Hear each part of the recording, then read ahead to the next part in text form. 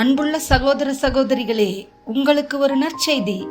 நாம் வரவிருக்கும் 2025 ஆண்டு ஜனவரி 1 365 நாட்களுக்கும் 365 தலைப்புகளின் கீழ் வேத வசனங்களை வாசித்து பகிர இருக்கிறோம். நீங்கள் இதை அனுதினமும் கேட்டு தியானித்து ஆசீர்வாதத்தை பெற்றுக்கொள்ளுமாறு கேட்டுக்கொள்கிறோம். அது மட்டுமல்ல, இதை சப்ஸ்கிரைப் செய்து உங்கள் நண்பர்களிடமும் பகிர்ந்து கொள்ளுமாறு அன்புடன் கேட்டுக்கொள்கிறோம். நன்றி.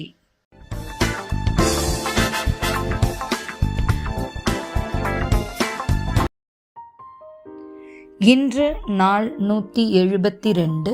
தலைப்பு ஓரினச் சேர்க்கை. லேவியராகமம் 18, 22 மற்றும் 29. பெண்ணோடு சம்யோகம் பண்ணுகிறது போலே ஆணோடே சம்யோகம் பண்ண வேண்டாம், அது அருவருப்பானது. இப்படிப்பட்ட அருவருப்பானவைகளில் யாதொன்றை யாராவது செய்தால் செய்த அந்த ஆத்துமாக்கள் ஜனத்தில் இராதபடிக்கு அறுப்புண்டு போவார்கள். ரோமர் 1, 26, 27 மற்றும் 32. இதனிமித்தம் தேவன் அவர்களை இழிவான இச்சைகளுக்கு ஒப்பு கொடுத்தார். அந்தப்படியே அவர்களுடைய பெண்கள் சுபாவ அனுபோகத்தை சுபாவத்துக்கு விரோதமான அனுபோகமாக மாற்றினார்கள். அப்படியே ஆண்களும் பெண்களை சுபாவப்படி அனுபவியாமல் ஒருவர் மேல் ஒருவர் விரக தாபத்தினாலே பொங்கி ஆணோடே ஆண் அவலட்சணமானதை நடப்பித்து தங்கள் தப்பிதத்திற்கு தகுதியான பலனை தங்களுக்குள் அடைந்தார்கள்.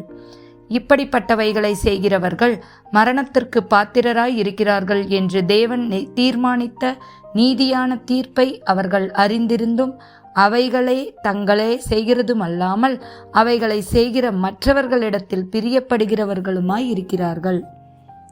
1 கொரிந்தியர் 6, 9, 10. அநியாயக்காரர் தேவனுடைய ராஜ்யத்தை சுதந்தரிப்பதில்லை என்று அறியீர்களா? வஞ்சிக்கப்படாதிருங்கள். வேசி மார்க்கத்தாரும் விக்கிராராதனைக்காரரும் விபச்சாரக்காரரும் சுய புணர்ச்சிக்காரரும் ஆண் புணர்ச்சிக்காரரும் திருடரும் பொருளாசைக்காரரும் வெறியரும் உதாசீனரும் கொள்ளைக்காரரும் தேவனுடைய ராஜ்யத்தை சுதந்தரிப்பதில்லை. ஆமென்.